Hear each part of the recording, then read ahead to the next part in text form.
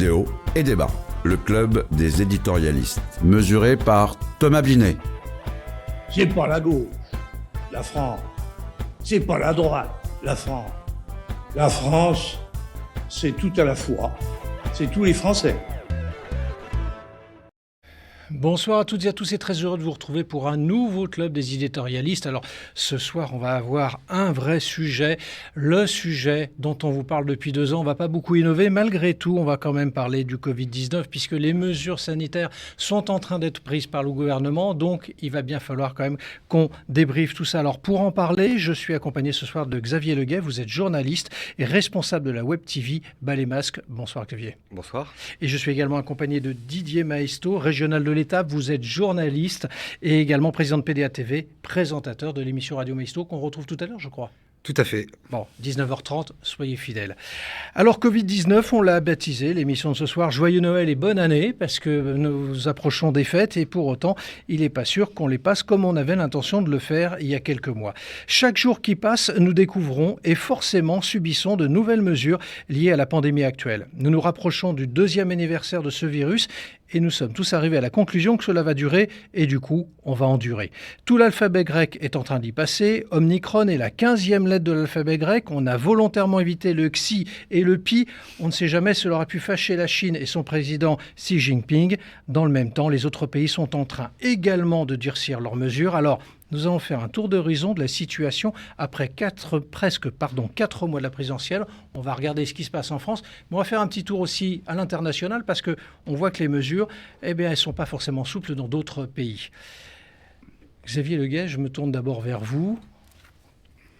Comment, à quelques jours de Noël, à quelques semaines, quelques encablures de Noël, vous analysez la situation dans votre rôle de journaliste et accessoirement aussi de citoyen, ce qui n'est pas accessoire? Est-ce que vous considérez qu'on n'affole pas un peu les foules ? Écoutez, c'est assez paradoxal puisqu'on nous a dit quelques jours avant qu'il fallait sauver Noël. Et on a eu le droit à une intervention hier de Jean Castex où il n'a pas dit grand-chose en réalité. C'est-à-dire qu'on a vu qu'autour de nous, dans les pays voisins, il y a une espèce d'emballement, une fuite en avant vers des mesures de plus en plus restrictives, complètement folles. Et chez nous, Jean Castex s'est contenté entre guillemets, parce que c'est quand même quelque chose de lourd, mais de s'en prendre encore plus aux enfants, qui sont déjà les boucs émissaires de la crise depuis le début, en imposant le masque dans la cour de récréation. Bon, ok. Alors qu'on leur dit depuis quasiment le début que le masque dehors ne sert à rien, mais c'est pas grave. En fermant les discothèques pendant 4 semaines. Bon, on a entendu que Emmanuel Macron soutenait les patrons de discothèques et allait encore une fois activer le quoi qu'il en coûte et donner beaucoup. C'est son côté youtubeur probablement. Je pense, oui, il doit aimer l'ambiance. Et donc encore une fois débloquer beaucoup d'argent pour aider des gens qu'il oblige à fermer. On ne sait pas très bien pourquoi, puisque le pass sanitaire était censé régler tous les problèmes et permettre de retrouver la vie d'avant. Non, il ferme. Et puis voilà quoi, on a eu une sorte encore une fois d'infantilisation de Jean Castex qui a expliqué aux gens qu'il fallait continuer à porter le masque quand c'était nécessaire, qu'il fallait éviter les pots de départ en entreprise. Là j'ai entendu ça, c'est-à-dire que les entreprises, il leur a donné plein de consignes qui sont pour le moment non contraignantes. Il a expliqué qu'il fallait revenir à 2 ou 3 jours de télétravail par semaine sur la volonté des entreprises, mais en précisant quand même que si les entreprises jouaient pas le jeu, ils prendraient des mesures contraignantes. Bon, voilà, et puis éviter les pots de départ et les réunions. Et dans le même temps, on ne le fait pas forcément dans les ministères, on ne le fait pas forcément à l'Élysée. On a tous en tête, et on l'avait d'ailleurs traité ici, la fameuse soirée à l'Élysée en marge d'un match de football pour le Variety Club, je crois. Tout à fait, et la bamboche aussi au ministère des Outre-mer. Et voilà. Il y en a eu pas mal des événements comme ça où ils ont... Faites ce que je dis, faites pas ce que je fais. Ils sont fidèles à leur ligne. Bon, là, c'est pas le premier gouvernement à opérer de la manière. Non, mais là, ça se voit. Et en fait, le problème, c'est que les mesures prises ont tellement d'impact sur la vie quotidienne et ont tellement aussi de conséquences en termes d'organisation de la société que ça devient un peu pénible. C'est difficile. Alors, je me tourne vers vous, Didier Maesto, mais juste avant de voir la suite avec vous, je rappelle juste à nos téléspectateurs qui peuvent poser leurs questions sur le fil de notre Facebook PDA TV. Et au fil du temps, on essaye de prendre vos questions en fonction de ce qui se présente. Alors, oui, vous l'avez dit, Xavier Leguet, les discothèques fermées pour 4 semaines, avec une remise en place du chômage partiel pour l'événementiel et les discothèques, qui sont directement impactées par cette mesure. J'avais cru comprendre, en écoutant Bruno Le Maire, que le quoi qu'il en coûte s'était arrêté, notoirement pas pour l'événementiel et les discothèques. Ça m'amène à une question. Aujourd'hui, on décide de faire le quoi qu'il en coûte pour ces 2 secteurs d'activité. Demain, si ça se généralise, il ne pourra pas tenir sa promesse, Bruno Le Maire. Honnêtement, je suis bien embarrassé de répondre à ces questions parce que plus ça va, moins je comprends la cohérence des décisions gouvernementales et du Conseil de défense sanitaire. Parce qu'en fait, derrière, les ministres assurent l'après-vente de décisions auxquelles ils ne sont pas invités. Ils ne participent pas pour la plupart au Conseil de défense sanitaire qui est devenu l'organe central de la République par la volonté d'un seul homme qui a mis entre parenthèses la démocratie, puisque la session parlementaire s'arrêtant en février, nous sommes encore une fois, et depuis toujours finalement, en état d'urgence. C'est devenu la règle et non plus l'exception. Donc il n'y a pas beaucoup de cohérence. J'ai encore entendu ce matin, et d'ailleurs j'en parlerai un petit peu dans Radio Maisto sur le mode un peu plus humoristique, mais il vaut mieux parfois en rire, c'est la politesse du désespoir, comme disait l'autre. J'écoutais le porte-parole du gouvernement, Gabriel Attal, nous expliquer qu'on accélérait en ralentissant et qu'on ralentissait en accélérant. En fait, tout ça, on voit bien qu'ils misent chaque fois. C'est presque si ils espéraient que ce soit grave pour pouvoir justifier, c'est grave ce que je suis en train de dire, pour pouvoir justifier des mesures de coercition. Et chaque fois, ils nous affolent. Je rappelle que M. Macron, cet été, avec tous les VRP en culotte courte, aller sur les plages avec une cravate et leur attacher caisse pour expliquer qu'il fallait se vacciner parce que la 4e vague serait terrible. De 4e vague, ce fut une vaguelette. Là, sur les plages, c'est normal. Voilà, exactement. Coquillages et crustacés, mais aussi Attal, parce qu'il a posé comme ça avec des livres devant lui sur les quais de Seine. Bon, très bien. Tout ça, c'est du storytelling, mais en réalité, même s'il nous a dit qu'il avait sauvé 400 000 personnes, ou qu'il a fait dire, j'avoue qu'aujourd'hui, nous sommes tous dans le flou, on ne comprend pas. On voit qu'effectivement, les enfants sont les boucs émissaires. Les enfants, c'est terrible pour eux, parce qu'ils n'arrivent pas à se construire. Il y a beaucoup de... Quand on parle avec les pédopsychiatres, on voit le comportement des enfants, des comportements suicidaires, des dépressions à des stades avancés. La société est en train de se déliter, des gamins qui sont plus dans l'apprentissage, parce que quand on est des jeunes enfants aussi, on apprend à se construire comme ça, par les visages, en lisant sur les lèvres. Les adolescents sont aussi... les taux de suicide est en train d'exploser pour une maladie qui ne les touche pas, puisque la plupart du temps, à 99%, ils sont asymptomatiques. Alors après, qu'on s'occupe des plus fragiles, et pour les plus jeunes, ça peut s'entendre, mais enfin, encore une fois, la proportion, elle est infinitésimale. Donc voilà ce qu'on peut dire aujourd'hui, c'est complètement incohérent. Alors on va parler un peu du monde de l'école, de l'éducation, parce que des mesures ont été prises aussi dans ce domaine-là. D'abord, l'ouverture de la vaccination envisagée pour tous les enfants. Donc, on est en train de préparer très probablement les esprits sur ce sujet-là. On a également le port du masque en extérieur, activité physique limitée à l'intérieur. Il y a quand même une dynamique, il faut objectiver sur le sujet, en tout cas les chiffres qui nous sont présentés. Dynamique de contamination chez les moins de 11 ans, près de 1000 nouveaux cas de Covid par semaine en élémentaire, 425 en maternelle, 579 au collège et 356 au lycée. L'attelage d'âge la plus touchée est celle des 30-39 ans.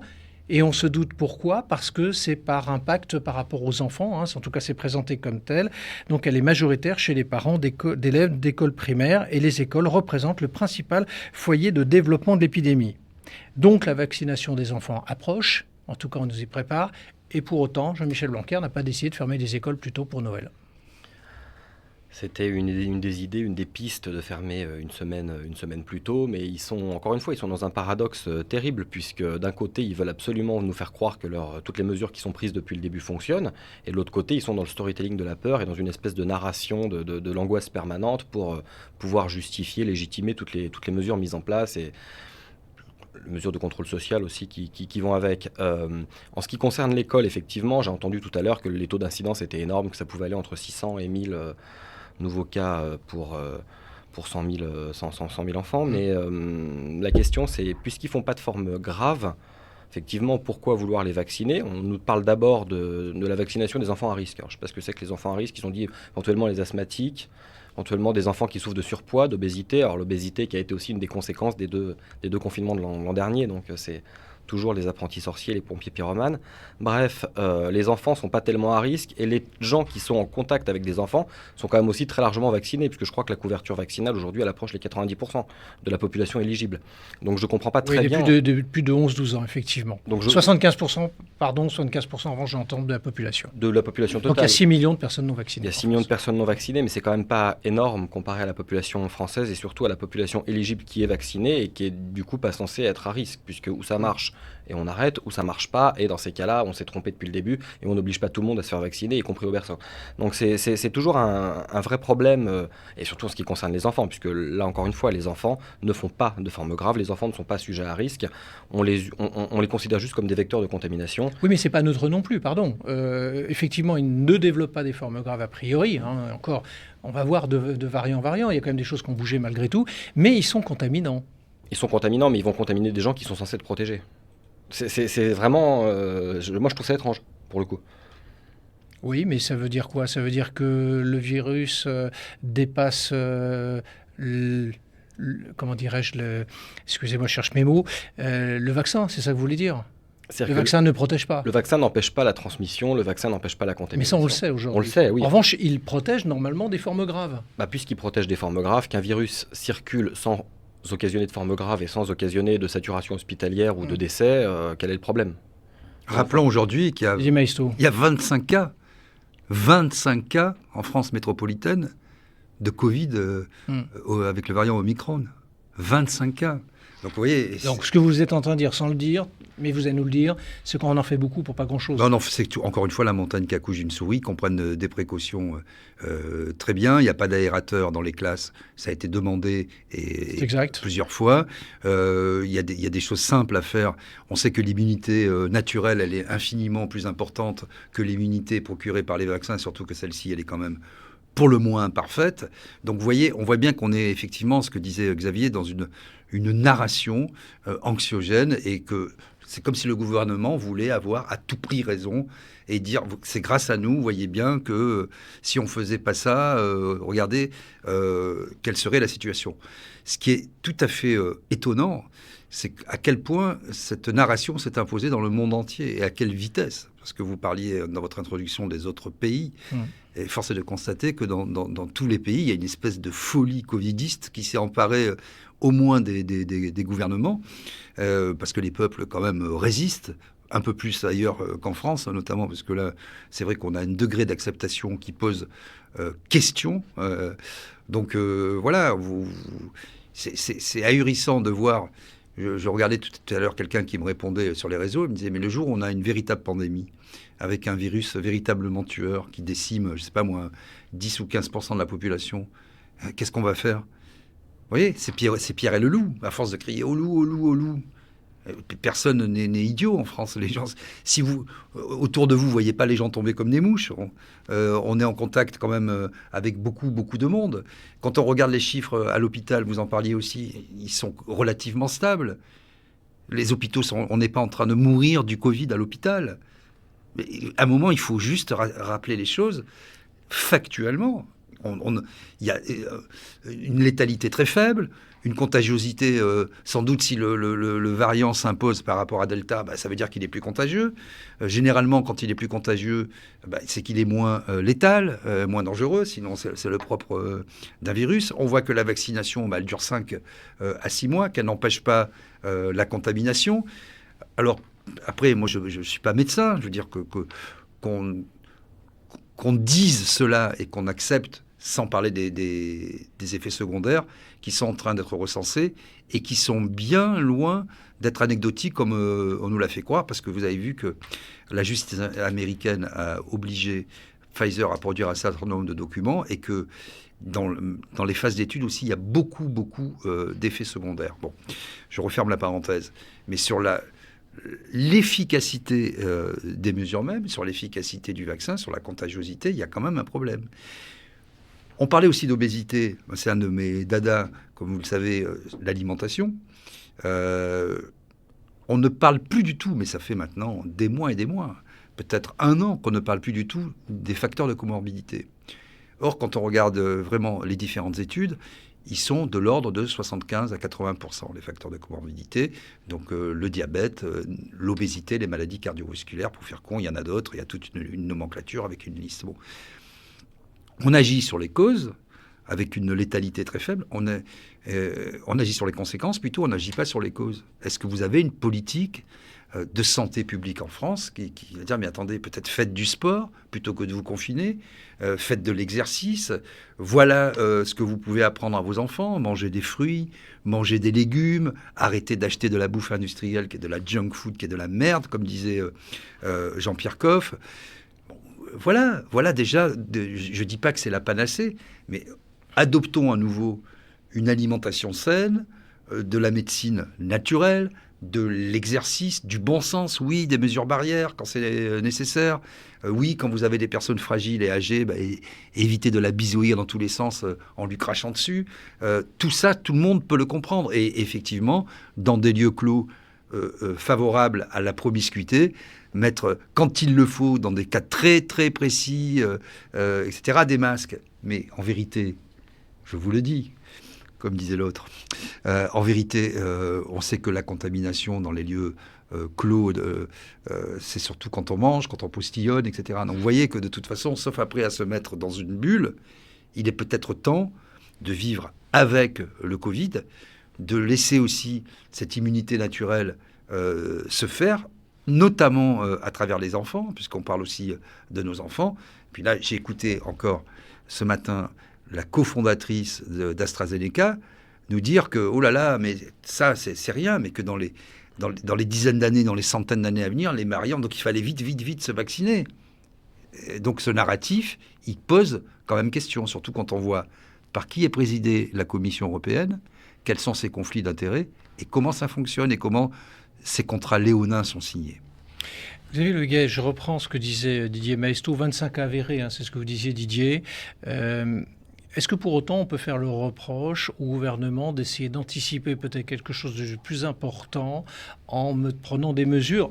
J'ai bien entendu ce que Didier Maistre dit, il ne juge pas que ces mesures soient nécessaires dans la situation dans laquelle nous sommes, mais peut-être, parce qu'on voit bien d'autres pays les prendre, c'est pas simplement le gouvernement français qui prend ces mesures, est-ce que c'est pas une façon aussi d'éviter qu'on ait des vagues plus importantes en prenant des mesures? On est en même temps dans le principe de précaution permanent. Et c'est vrai. C'est une question de dosage. C'est même constitutionnel maintenant aujourd'hui. C'est constitutionnel, bien sûr. Alors. Et c'est ça le problème, c'est que le principe de précaution, est-ce qu'une société peut vivre en étant obsédée par le principe de précaution permanent et en n'ayant jamais le juste équilibre entre les mesures prises et les dangers? C'est-à-dire on voit qu'on vit en état d'urgence depuis les attentats terroristes de 2015. Il y a des tas de lois de l'état d'urgence qui sont passées dans le droit commun. Là, maintenant, on est en train d'essayer de faire la même chose avec l'état d'urgence sanitaire. On nous explique que le pass sanitaire sera un outil qui pourrait être intéressant de transférer dans le droit commun pour pouvoir le ressortir en cas de besoin, peut-être une épidémie de grippe ou de gastroentérite. Comme on l'avait dit dès le début. Comme on l'avait dit dès le début, bien sûr, exactement. On disait que toutes les libertés perdues ont beaucoup de mal à être récupérées. C'est l'effet cliquet, c'est-à-dire que quand on fait rentrer une mesure dans les habitudes des gens, c'est très difficile de revenir en arrière. On considère ça comme acquis. Donc le principe de précaution, oui, le principe de précaution est un peu, si vous voulez, ce qui justifie cette fuite en avant vers des mesures toujours plus liberticides et toujours plus paranoïaques. C'est-à-dire qu'on essaie maintenant d'anticiper les dangers en supposant que ça va être forcément très très dangereux, sans même se baser sur les premiers éléments qu'on a et qui laissent penser que c'est peut-être pas si dangereux que ça en réalité. Le variant Omicron, on a vu qu'en Afrique du Sud, ils ont expliqué que ça n'avait pas occasionné de décès. On a vu que les gens qui l'avaient eu, enfin les cas avérés dans certains pays comme en Israël ou ailleurs, avaient été très faiblement malades, avaient des symptômes très bénins. Et on est en train de monter ça en épingle, exactement comme si c'était une épidémie d'Ebola qui était en train d'arriver. Donc je trouve ça un peu problématique. Alors, messieurs, vous allez nous expliquer un truc quand même, parce que, à vous entendre, on n'a pas de raison d'en faire autant.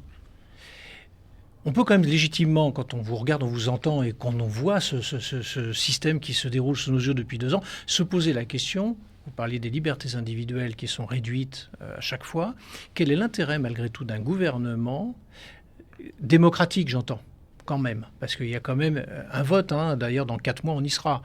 Quel est son intérêt d'installer ce genre d'interdiction alors qu'il peut être lui-même sanctionné dans les urnes dans 4 mois pour avoir installé tout ça? Encore dans une dictature, on peut se la poser la question. On ne se la pose pas en fait, on n'a pas le choix. Mais dans une démocratie, quel intérêt pour un gouvernement de jouer à être un peu le pompier pyromane? Qui veut répondre?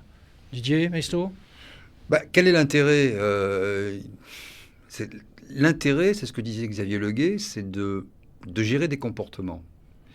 et de faire en sorte que dans le droit commun passe l'idée, comme il y a un fort rejet de la part des populations, de tous les gouvernants finalement, ou tous ceux qui représentent une autorité. C'est vrai en France, c'est vrai ailleurs, mais c'est particulièrement vrai en France, qu'il s'agisse des journalistes, des sachants en général, et particulièrement des hommes politiques. Donc, il y a ce premier phénomène de gérer des comportements, c'est toujours plus facile, et il faut ne jamais oublier qu'il est couplé au risque pénal. Ils ont tous en tête, ils ont été traumatisés par le procès du sang contaminé, même si ceux qui ont laissé faire ou ont encouragé, finalement, n'ont guère été condamnés, responsables mais pas coupables. Ça fait malheureusement jurisprudence. Donc, on s'agite beaucoup pour donner l'impression qu'on maîtrise la situation, pour donner l'impression qu'on sait quelque chose sur ce virus. On ne sait rien sur ce virus. On ne sait pas si... On sait qu'il est, quand vous écoutez les meilleurs spécialistes, qu'il est surtout recombinant. Et c'est plus ça que d'ailleurs des mutations, en réalité. Donc voilà.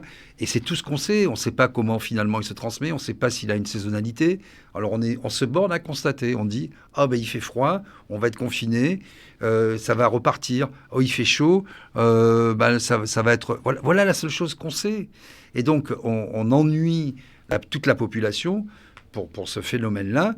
Et effectivement, aujourd'hui, c'est une idéologie, vraiment, là pour le coup, vraiment, un discours sur l'idée, logos, qui fait en sorte que il faut gérer les populations, il faut gérer les comportements, loi de sécurité globale. Tout ça toujours au nom de la protection, Mais les citoyens n'ont pas le droit de filmer, mais eux ont le droit de filmer, etc. On a vu les drones, on voit tout le droit de manifester qui est extrêmement réduit. On voit qu'aujourd'hui, c'est pratiquement impossible de faire valoir ses opinions dans la rue. On voit comment c'est réprimé. Impératif du terrorisme. Donc là, attention, donc état d'urgence par rapport au terrorisme. Arrive un virus, état d'urgence sanitaire. On voit bien que ça obsède ce gouvernement particulièrement, cet exécutif, et notamment Emmanuel Macron, qui est fasciné, Startup Nation, par les nouvelles technologies, et qui pense que, en plus avec un peu des doudingues, là, ils sont plus dingues que doux d'ailleurs, qui sont dans cette idéologie mortifère de l'homme augmenté, de l'homme remplacé, de l'homme renouvelé. Je veux parler bien sûr du transhumanisme. Voilà. Didier Maistre, avant de me retourner vers Le Gay, on est quand même d'accord pour dire, vous êtes d'accord quand même pour valider qu'on est quand même dans un système démocratique qui se passe par les urnes. Oui, il se passe par. Voter. Oui, il se passe par les urnes. Donc, non, je veux dire par là, qu'on est une démocratie, c'est pas simplement voter. Non, mais ça donne le moyen quand même d'exprimer son opinion. Vous êtes d'accord? Oui, on a le droit de se taire pendant 5 ans.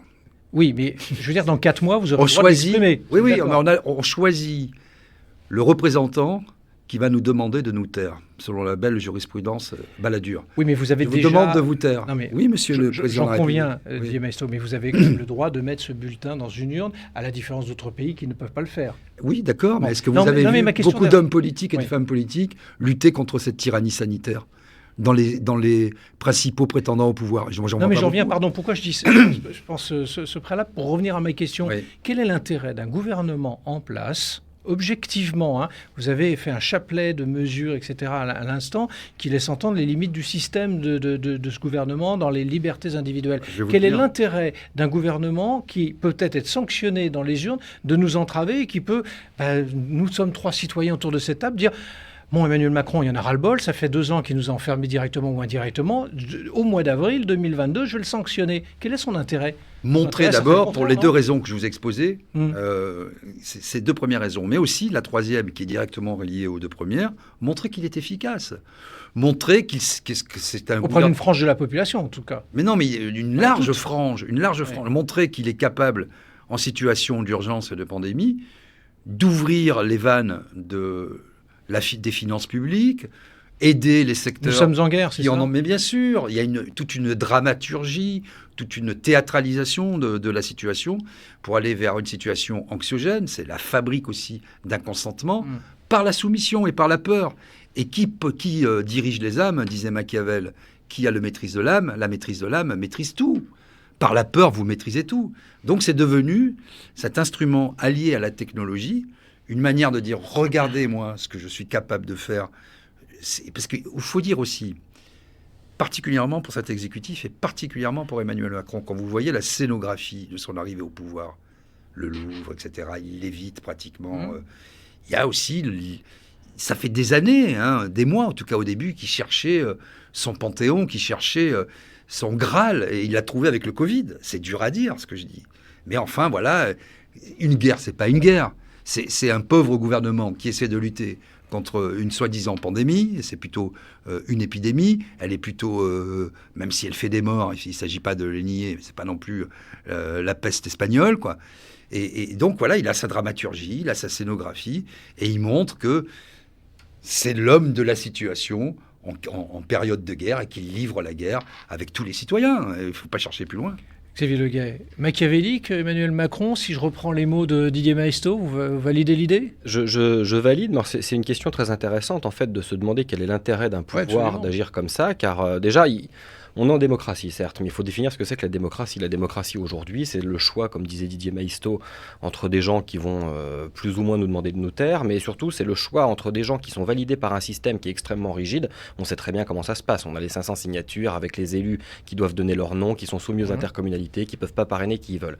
Ensuite, on a des partis qui envoient des candidats qui sont des candidats plus ou moins adoubés par le système et qui feront tous plus ou moins la même politique. Donc il n'y a pas beaucoup de place pour les petits candidats. Une fois celui-là élu, sa majorité à l'Assemblée, elle est avec le fait majoritaire, le scrutin uninominal à 2 tours, des législatives, la possibilité d'exercer le pouvoir sans trop d'opposition avec seulement entre 15 et 20% des voix. Donc la démocratie telle qu'on la connaît aujourd'hui, qui n'a aucun moyen d'expression directe pour le peuple, on n'utilise jamais le référendum, on n'a pas de proportionnel. La démocratie, c'est quelque chose de quand même très verrouillé, c'est-à-dire que c'est démocratique sur le papier, mais en réalité ça concerne une petite frange de la population. On le voit avec La République En Marche, ça pèse 20%. Voilà, ça pèse 20% des gens. Donc Emmanuel Macron, il le sait très bien, il voit qu'il est dans une population, il est le chef d'État d'une population qui est plutôt vieillissante, qui a peur d'une manière générale des maladies. Lui, il a beaucoup joué là-dessus. Il a beaucoup voulu rassurer son électorat, qui est un électorat de ce que les gens appellent les boomers, mais effectivement qui sont d'une certaine tranche d'âge et qui ont une certaine vision en fait de la société, c'est-à-dire une société où il ne faut pas trop que les choses dépassent, où on attend de l'ordre, mais pas forcément l'ordre tel qu'on pourrait le supposer. On attend en fait que les choses s'adaptent, si vous voulez, à cette couche de la population qui aujourd'hui est vieillissante, à certains moyens, ne porte pas d'intérêt aux luttes sociales et ne porte pas d'intérêt aux libertés publiques. Donc Emmanuel Macron, vu que c'est une partie de son électorat, il cherche à les protéger, après les avoir fait paniquer longuement. Il se dit aujourd'hui, moi je veux rassurer ma base. Alors il a sa base électorale et puis il a une grosse partie de la population vieillissante qui trouve ça très bien d'être protégée. Lui, son calcul, il est vite fait, il joue là-dessus. Et ceux qui ne sont pas d'accord avec lui, il se dit c'est pas grave, puisque de toute façon, avec le mécanisme institutionnel qu'on a aujourd'hui en France, quel que soit son adversaire au deuxième tour, il a de grandes chances de l'emporter. Donc oui, effectivement, il ne prend pas beaucoup de risques. Même si ça bouge un petit peu, on va voir. Même si ça bouge un petit peu. En tout cas, les sondages le montrent. Les sondages le montrent, mais d'une manière générale, il ne prend pas énormément de risques. C'est ça que je veux dire, c'est qu'il ne va pas y avoir une sanction immédiate, il ne va pas y avoir des millions de gens d'un seul coup qui vont se dire « ouais, on va dégager ce pouvoir parce qu'ils nous ont pourri la vie ». Non, beaucoup de gens sont contents, paradoxalement. Le macronisme fait des heureux. Il y a des gens qui sont des gagnants de ça. Oui, et puis le macronisme, c'est une belle analyse, je trouve. C'est aussi le symbole de ce qu'est devenu notre société et ce qu'est devenu en tout cas le monde politique. Prenons n'importe quelle... Valérie Pécresse, elle a dit même, elle va plus loin qu'Emmanuel. Candidate LR à la présidentielle. Elle veut, en cas de problème, confiner juste les non-vaccinés. Xavier Bertrand, il est éliminé, il va repartir dans les Hauts-de-France, il va peut-être le mettre en place, mettre des mesures particulières en place dans les Hauts-de-France. Pas sûr que ça soit légal. Non, mais enfin bon... et encore moins légitime. Mais blague à part, en réalité, ils sont tous sur la même position. Il y a très peu de candidats. Alors, j'ai écouté Éric Zemmour. Alors, lui, c'est quand il arrive, mais il enlèvera le pass sanitaire.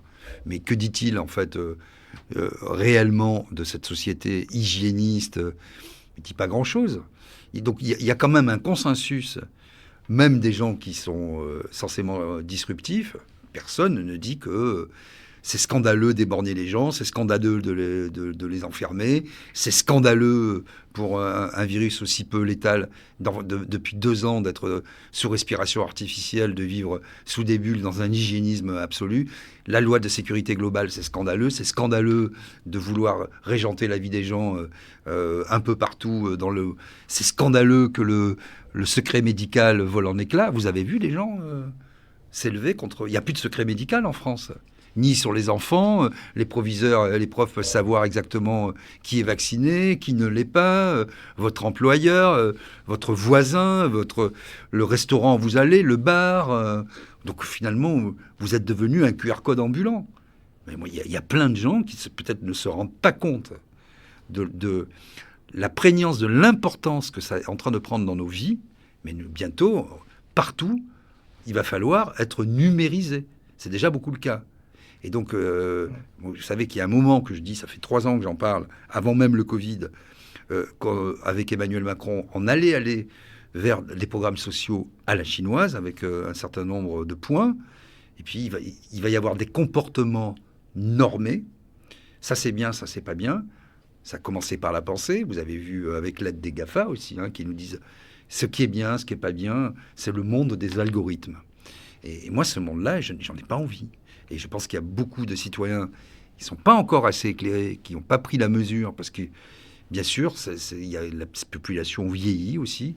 Il y a à la fois des jeunes qui au départ, ne se sentaient pas concernés, mais là, en prenant de plein fouet toutes ces mesures, être ado ou jeune adulte ou gamin depuis 2 ans, c'est pas une sinécure.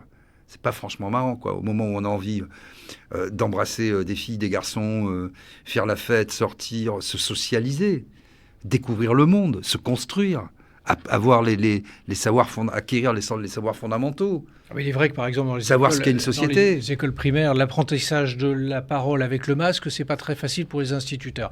Messieurs, on vous retrouve dans un instant pour la deuxième partie des hauts et des bas. On va faire une petite respiration et on va faire un petit tour du monde avant de finir de retour en France. On va aller voir un petit peu comment ça se passe dans certains pays.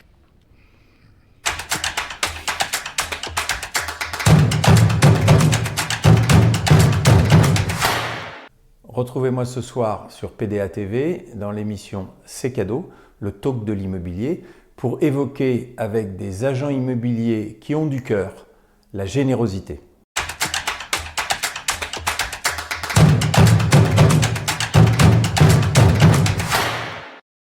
On vous retrouve tout de suite pour la deuxième partie des hauts et des bas. On va faire un petit tour, comme je vous le disais, il y a un instant, un petit peu à l'étranger, mais n'hésitez pas à poser vos questions sur le fil Facebook de l'émission PDA TV et on prendra vos questions en fonction de ce qui se présentera. Alors, New York, obligation à compter du 27 décembre pour toutes les entreprises et commerces privés de la ville d'avoir des salariés vaccinés. Les enfants de 5 à 11 ans devront montrer à compter du 14 décembre qu'ils ont reçu une dose pour participer aux activités extrascolaires à haut risque, comme le sport, la musique et la danse, et 2 doses pour les plus de 12 ans.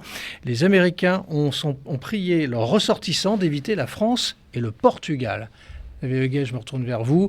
Bon, là, on voit des mesures très concrètes. Je vais vous égrener à tous les deux un petit peu. Je suis allé voir un petit peu dans d'autres pays ce qui se passe. Je commence par, là, en l'occurrence, par New York et les États-Unis au plus large, parce qu'ils nous disent de ne pas venir, enfin, ils disent à leurs ressortissants de ne pas venir en France et Portugal. D'ailleurs, assez étonnamment, parce que la France et le Portugal sont quand même un des 2 pays les plus vaccinés. Donc, je n'ose même pas imaginer ce qu'ils proposent pour les autres. Votre réaction d'abord sur la réaction outre-Atlantique? New York, c'est assez particulier puisque le maire Bill de Blasio, depuis le début, est quand même un ultra-covidiste. Enfin, je ne sais pas comment on peut les qualifier, mais c'est quelqu'un qui est parti lui aussi dans une fuite en avant totalement délirante à propos de ça.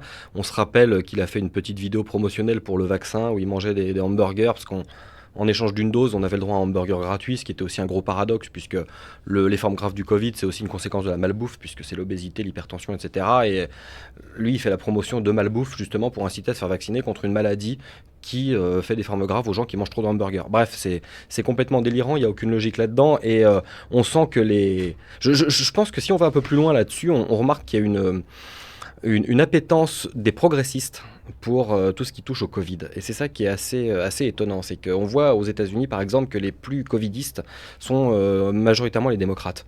C'est-à-dire que dans les États qui sont des États républicains ou qui sont des États plus conservateurs, on voit au Texas, par exemple, on voit en Floride aussi, il y a un respect des libertés qui est beaucoup plus marqué.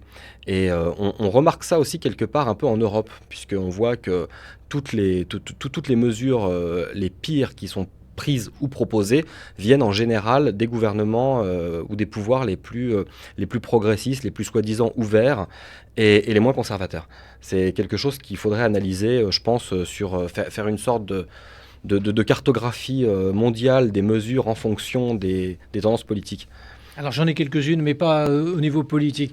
Didier Maisto, je vous laisse réagir sur les États-Unis avant qu'on aille dans un autre pays. Oui, alors c'est vrai, ça c'est intéressant de cartographier, ça sera intéressant de comprendre pourquoi. Mais j'allais dire, je ne suis pas tellement surpris que de Blasio fasse cette vidéo en vantant les mérites de Pfizer, par exemple, avec quelque part la promotion de McDo. Qui domine le monde aujourd'hui ? Vous regardez, c'est typique, surtout aux États-Unis. Vous voyez, les GAFA, ils sont quand même américains. Les grandes chaînes multinationales, je sais pas moi, à 90%, elles sont américaines. Donc, à un moment, c'est normal que le système dominant, puisque les entreprises sont devenues beaucoup plus puissantes que bien des États, peut-être que, je sais pas moi, un tiers des États de l'ONU, quoi, de la planète. Donc, elles dictent ces gens-là qui ont l'argent, tous les canaux de communication, le pouvoir, qui sont dans le modèle, la norme dominante. C'est comme ça, quoi. Je veux dire, McDo, on est habitué, Pfizer, on est habitué, General Motors, on est Apple, voilà, etc. Donc, si vous voulez, que voulez-vous qu'ils fassent ? Est-ce qu'ils vont promouvoir le contraire de ce qui est finalement leur modèle économique ? Donc, si vous voulez, quand vous avez le maire de New York qui bouffe un McDo et qui dit vive Pfizer, il ne peut pas dire autre chose parce que c'est son univers. C'est comme disait chanter Noir Désir, c'est Mickey qui a gagné, quoi. Et Mickey l'a gagné. Et donc Mickey c'est le vaccin, Mickey c'est McDo. Et il faut savoir quand même, ne serait-ce qu'en France, que 70% des cancers infantiles sont dus à la malbouffe. Une fois que vous avez dit ça, ça serait un véritable principe de précaution. Et ça serait une véritable action de santé publique qui pourrait avoir de l'efficacité, quoi. Je veux dire, à un moment... Moi, je ne comprends pas pourquoi tous les jours, je reviens, je suis un peu obsessionnel, on ne dit pas à nos gamins de manger correctement et de faire de l'exercice. Il me semble que Boris Johnson, justement, a mis en place une politique publique de lutte contre l'obésité à la suite du Covid. Absolument. C'est peut-être le seul en Europe. Alors Didier Maisto, je sais que vous aimez bien l'Italie. Oui. Alors on va aller du côté de l'Italie. Allons-y. Et là, on voit un nouveau système, en fait, qui apparaît. C'est que les non-vaccinés ne pourront plus aller au cinéma, théâtre, concerts et événements sportifs. Alors là, c'est un autre aspect. C'est les non-vaccinés. Donc on voit bien que ça commence à se serrer autour. Il y a une chasse. Moi, j'ai une partie, la moitié de ma famille en Italie. Depuis le début du Covid, il y a une chasse. Alors d'abord, c'était pas les vaccinés, c'était les gens qui ne respectaient pas les gestes barrières, etc. Et dès qu'on a commencé à avoir des doses de vaccins, il y a une chasse encore plus importante en Italie, assez terrible. Moi, mes cousins me disaient, mais tu vois, au moins... Alors maintenant, ça s'est un peu inversé parce qu'il y a des manifestations à Milan, surtout pour les libertés publiques avec le Green Pass, etc. Ils appellent ça le Green Pass. La vaccination, ils sont allés, mais ils se sont déchaînés. Et toutes les personnes...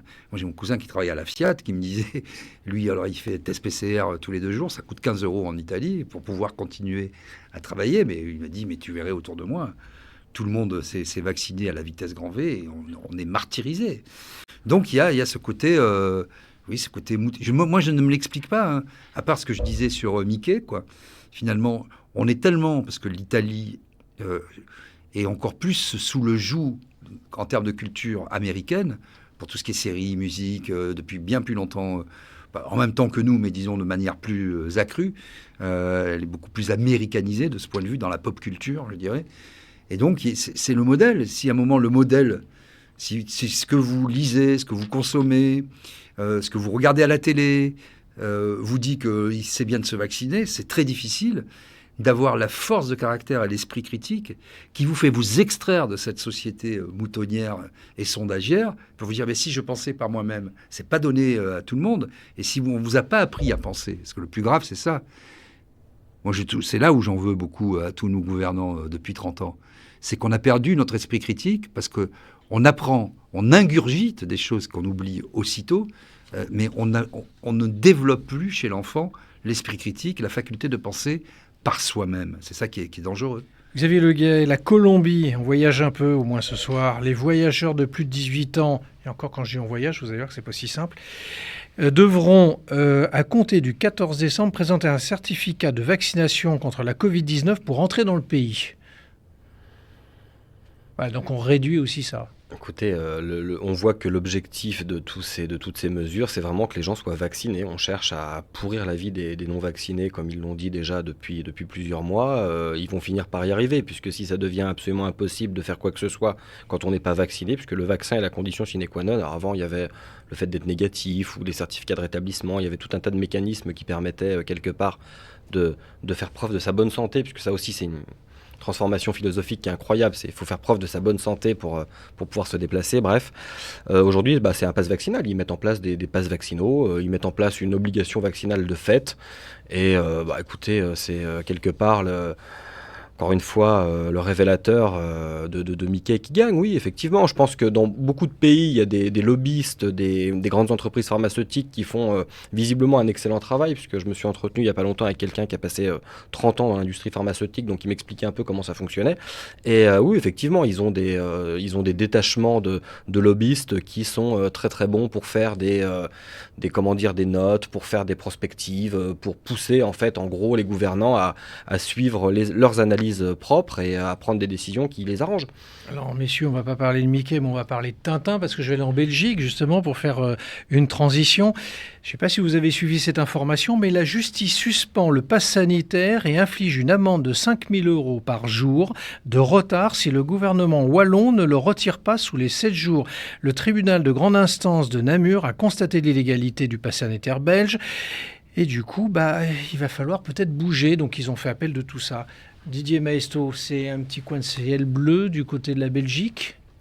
Ou c'est malgré tout... Non, vous n'êtes pas très optimiste? Non, mais le problème, c'est qu'il faille toujours aller... devant un tribunal. Devant le tribunal ou dans des lois, alors que ça devrait être un principe, un sacro-saint principe. Allez, balayons tout. On oublie tout ce qui est constitutionnel et légal. On oublie, finalement, la réduction des libertés. Allez, tabula rasa. Déjà, on devrait admettre qu'un vaccin qui ne protège pas de la contamination dans un sens ou dans l'autre ne peut pas avoir pour résultante un pass vaccinal ou un pass sanitaire. Ça n'a aucune espèce de sens. À la limite, on nous dirait, vous vous vaccinez, c'est une immunité. Vous ne pouvez... c'est jamais à 100%, mais mettons qu'elle soit à 90%, à 70% même. Les gens iraient sans doute plus volontiers. Là, on nous dit... et d'ailleurs, il faudra voir avec le recul. Parce que là, on fait toujours des mathématiques a posteriori. On déduit. Et on dit, il y a moins de cas graves, il y a moins de gens qui font de cas graves parce qu'on compare avec un autre variant. On dit, il y a moins de gens à l'hôpital qui font de cas graves, il y a moins de morts, donc le vaccin est efficace. Il faudra déjà m'expliquer ça. Et si vous dites, oui, mais il y a plus de vaccinés à l'hôpital, alors là, on change de pied et on vous explique que vous étiez nul en maths, vous n'avez décidément rien compris, et que oui, plus les gens seront vaccinés, plus il y aura de vaccinés à l'hôpital, en réa, et en train de mourir. Alors ça, donc, c'est vrai d'un point de vue de la mathématique pure, mais c'est juste que l'inconnu X, c'est normalement, ça doit être le vaccin, il devrait protéger. Donc on fait fi de toute signification pour privilégier une formule mathématique. Dans un sens comme dans l'autre. Alors soit on le fait a priori, quand ça ne marche pas, on déduit a posteriori, et on essaie d'en tirer des règles générales. Donc les gens partent d'une situation à un instant T, sans dire bien sûr que c'est une réduction drastique de nos capacités hospitalières, sans dire qu'on ne trouve plus des gens pour, même si on veut rouvrir des lits, il n'y a plus de personnel, sans dire qu'on suspend les gens qu'on a applaudis, et on dit oui mais c'est la faute au coronavirus, hein, vous n'avez pas compris, et vous ne savez pas compter. Mais qui peut croire encore cette fable? Mais moi, il faut que les gens se réveillent. Et c'est ça, penser par soi-même. On a du recul. On a toutes les statistiques mondiales aujourd'hui. moi, j'invite tout le monde à aller sur Santé publique France et sur tous les sites officiels, le regarder. Qui meurt? Qui est atteint? Est-ce que ce sont des personnes fragiles atteintes de comorbidité? Oui ou non? Oui. Bon, dans les 3/4 des cas, premièrement. Deuxièmement, est-ce que ça augmente de façon exponentielle avec l'âge? La réponse est oui. Bon, ça laisse, je ne dis pas qu'il ne faut pas protéger les plus anciens, au contraire, il faut adapter nos mesures. Mais est-ce qu'on va mettre l'ensemble des 8 millions de Français sous cloche, alors que le problème n'est pas là? Protégeons les plus fragiles, on sait comment faire, et agissons sur les véritables causes à long terme, je l'ai dit, de l'exercice, une vie plus saine. Quand on voit aujourd'hui, j'invite tout le monde à aller voir des élevages industriels de poulets, de vaches ou de saumon, je veux dire qu'après, vous avez du mal à manger de la viande et du poisson. C'est peut-être ça le principal problème. Mais ça met en cause beaucoup plus d'industrie et beaucoup plus d'argent. Allez, Voilà. messieurs, petite interro surprise. Vous avez en mémoire le nombre de morts liés à la Covid depuis le début de la pandémie? Alors ça, c'est Xavier qui le tient particulièrement à jour. C'est aux alentours de 120 000 Non, à travers le monde. à travers le monde. Oui, Ah, selon l'OMS. Selon l'OMS, c'est quoi? C'est 4 millions 5 millions? Didier Maisto, voulez-vous tenter votre chance? Il n'y a Alors, rien à gagner. Hein. Il y a non, tout non, à perdre en revanche. allez, dans cette question. 5 187 223. Ah, vous n'êtes pas mauvais. 5,2 millions de morts dans le monde selon l'OMS. Les États-Unis est le pays le plus touché avec quasiment 790 000 morts. Ensuite, le Brésil, 615 000 morts. L'Inde avec 473 000 morts. Voilà à peu près les chiffres mondiaux. Malgré tout, on ne peut pas négliger quand même ce nombre de morts, Xavier Leguet. C'est en presque 2 ans. Ouais. Déjà, il faut voir les épidémies de grippe ordinaire, par exemple, combien ça fait. Je crois que ça fait dans les 6 millions de morts par an, quelque chose comme ça, au niveau mondial. Donc ça, c'est intéressant aussi de comparer ce qui est comparable. Ensuite, Dans le même temps, pardon de vous interrompre, mais ça ne se substitue pas, ça s'additionne. Ah oui et non, puisque par exemple l'année dernière, il n'y a pas eu d'épidémie de grippe et c'est pas forcément lié Ça dépend des pays. aux mesures. Voilà, c'est pas en France en tout cas, c'était pas forcément lié aux mesures sociales puisque les épidémies ça varie et puis c'est vrai que pour le coup l'année dernière l'épidémie de grippe était très très faible et elle peut remonter puis redescendre puis remonter et d'une année sur Au même l'autre, c'est pas titre, toujours la même chose. vous avez raison en partie d'ailleurs en France, au même titre qu'on a observé beaucoup moins de gastro l'année dernière parce que les gens avaient beaucoup plus d'hygiène aussi accessoirement. Hein. Tous les médecins vous le Ça vous passe le par les confirment. mains, si les gens se lavent beaucoup les oui, mains. se du touchent coup, plus, tout le monde oui, s'est bien beaucoup sûr. plus, Bien sûr, l'hygiénisme, après, c'est sûr que si on vit dans une bulle, vrai. comme les enfants bulles là, qui n'ont aucune défense immunitaire, si tout le monde vit comme ça, effectivement, à un moment, il n'y a plus de rhume. Sauf que le jour où quelqu'un sort de sa bulle et qu'il attrape Tout le un monde est rhume, mort. voilà, il risque pas de survivre très longtemps. Mais pour en revenir à la comptabilité des morts, il faut aussi regarder qu'en fonction des pays, les typologies de population ne sont pas les mêmes. Il y a eu une étude qui avait été faite par le professeur Jean-François Toussaint il y a quelques mois, qui était plutôt intéressante là-dessus, qui montrait qu'effectivement les pays avec les populations les plus vieillissantes étaient aussi les plus touchés. Les populations avec une santé relativement mauvaise, comme on peut le voir aux États-Unis par exemple, ou au Mexique, où il y a des taux d'obésité énormes avec toutes les comorbidités qui découlent de l'obésité, ont été particulièrement touchées. Voilà, la comptabilité d'un pays sur l'autre n'est pas vraiment comparable, puisqu'il y a aussi des pays avec des populations plus jeunes qui par définition ont une proportion de morts bien plus faible. Alors, messieurs, je reviens en France. Elisabeth Borne, ministre du Travail, met la pression sur les entreprises, recours au télétravail 2 à 3 jours par semaine. Je la cite, on va mettre la pression sur les entreprises qui n'ont pas encore compris le message. Mais pour le moment, aucune obligation n'est prévue. La meilleure formule, c'est le dialogue social. Les organisations syndicales et patronales ne veulent pas d'obligation, a-t-elle expliqué. Alors, on met la pression et dans le même temps, on laisse faire. Oui, bon, Didier Maisto. elle parle pour rien dire, pour justifier L'injustifiable. son ministère du Travail. Je veux dire, mettre la pression sans mettre la pression. Au nom de quoi elle va mettre la pression sur les entreprises? Je veux dire, est-ce qu'on l'a attendu pour mettre en place des protocoles? Est-ce que dans les entreprises, on ne sait pas organiser? Est-ce que c'est pas compliqué de travailler? Est-ce que c'est Madame Borne qui se tape les bornes pour venir travailler? Est-ce que c'est Madame Borne qui met en place tous les protocoles emmerdants dans les entreprises? Est-ce que c'est Madame Borne qui vient voir quelle est la santé des salariés et quelle est la vie de l'entreprise et comment tout ça peut tourner, le télétravail, tout ça. Mais en fait, et puis elle renvoie, alors ça c'est vraiment le truc quand on n'a rien à dire, je renvoie ça au patronat organisations, et aux ouais. organisations. Bon, tais-toi. Et puis, Bon, dans le même temps, on aura envie de lui Parle d'autre demander chose. de faire déjà appliquer dans les ministères ou à l'Élysée. non, mais vous voyez, vraiment- ça, c'est vraiment insupportable. Ces gens qui viennent nous donner des leçons, qui ne sont pas dans la vraie vie. Et parce que c'est nous qui, la population, quel que soit ce qu'on fait, puis il y a des métiers où on ne peut pas faire du télétravail. Hein. Et puis pour revenir sur ce que vous disiez aussi, sur la mortalité, ce qui est je suis complètement d'accord avec ce que vient de dire Xavier Leguet, mais il y a aussi le fait qu'avec les mesures qu'on a prises aujourd'hui depuis 2 ans, vous allez voir la mortalité, ça sera très difficile à mesurer, mais on va la voir sur 5 ou 10 ans. Tous les cancers précoces qui sont pas détectés, toutes les opérations qui sont déprogrammées, tout ce qu'on ne fait plus sur les maladies rares, sur le sida. Justement, pardon, je etc. vous interromps parce que ça va être grave, tout ça. Ce dont vous êtes en train de parler, c'est important et je voulais le traiter, mais vous me donnez l'occasion de le faire, puisque le plan blanc, c'est bien de ça dont il est question indirectement dans vos propos, est déclenché dans les hôpitaux de Marseille, taux d'incidence 600 pour 100 000 habitants. Le plan blanc, je rappelle, permet d'avoir un cadre législatif pour rappeler des soignants en congé ou on pourrait rajouter, déprogrammer des opérations chirurgicales. Il permet également de rouvrir des lits. Bon, faut-il qu'ils existent? Xavier Leguet, justement. Plan blanc, on vient de le dire, Didier vient de le rappeler, c'est la difficulté aujourd'hui de détecter d'autres maladies, ce qui est en train de se produire. C'est une bombe à retardement. C'est une bombe à retardement. J'ai l'impression en plus que depuis plusieurs mois, on multiplie les plans blancs. On est en permanence en plan blanc. Alors tantôt c'est à Strasbourg, tantôt c'est en PACA, tantôt c'est...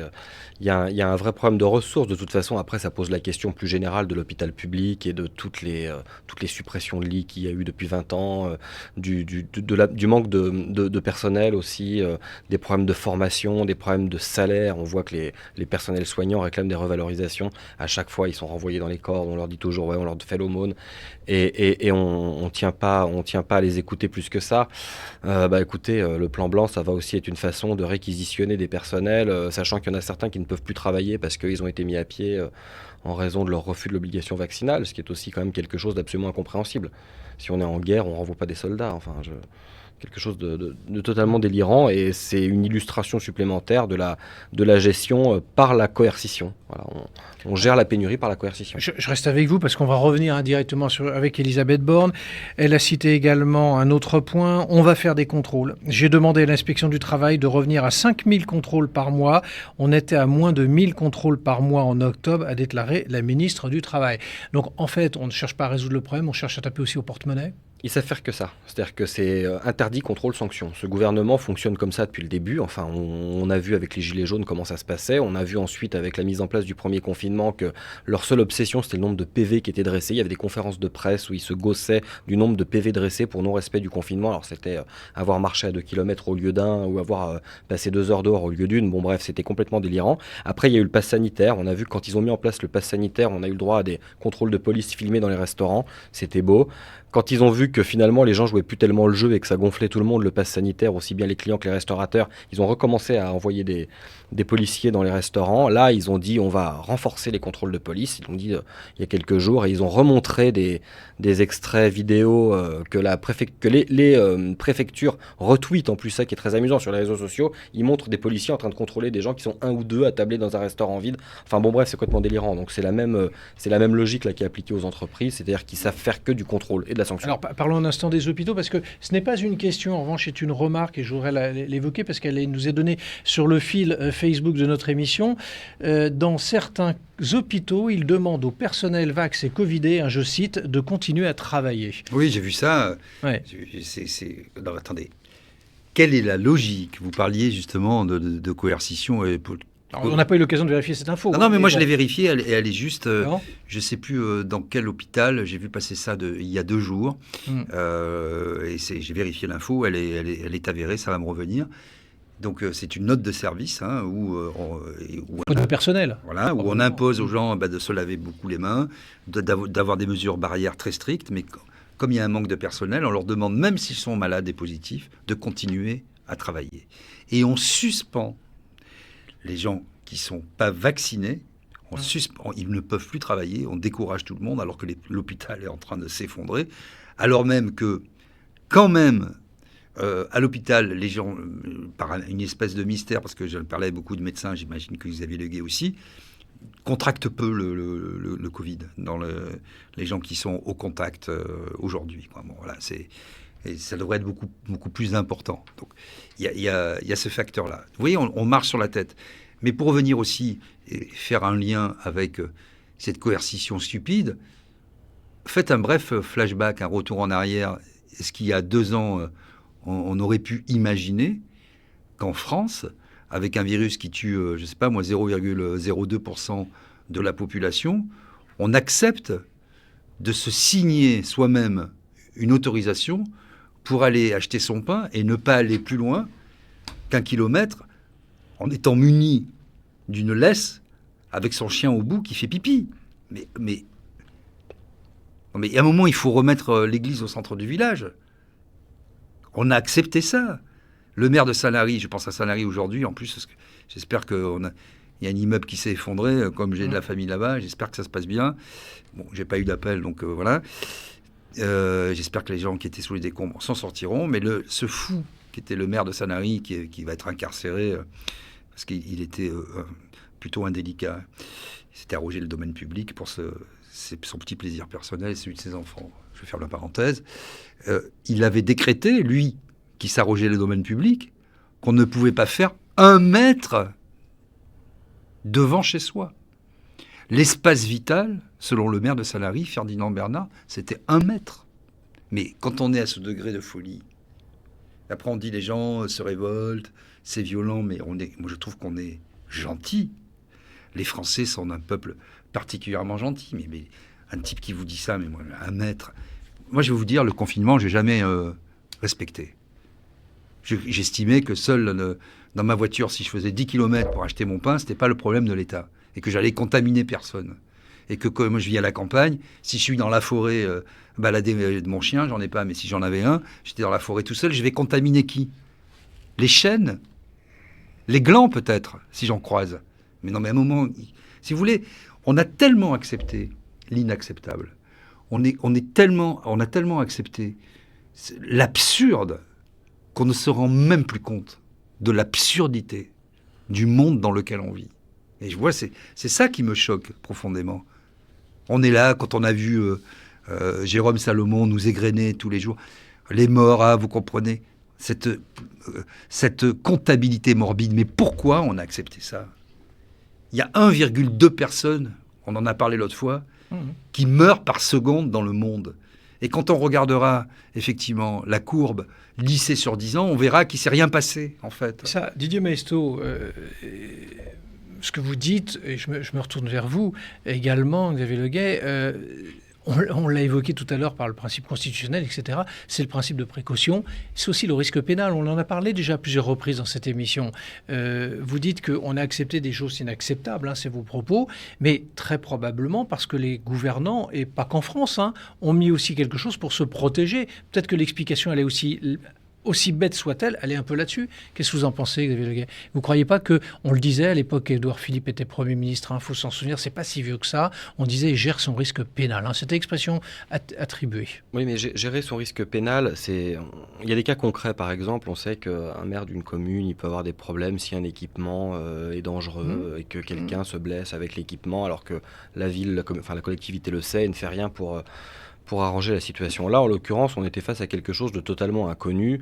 Je ne suis pas convaincu que laisser les gens se balader ou pas aurait eu une quelconque incidence sur le risque pénal des dirigeants. Enfin, les dirigeants, ils ont des mesures concrètes qu'ils peuvent appliquer. Par exemple, fermer les frontières, établir des contrôles stricts aux frontières, ne pas laisser les gens venir de n'importe où. Ok.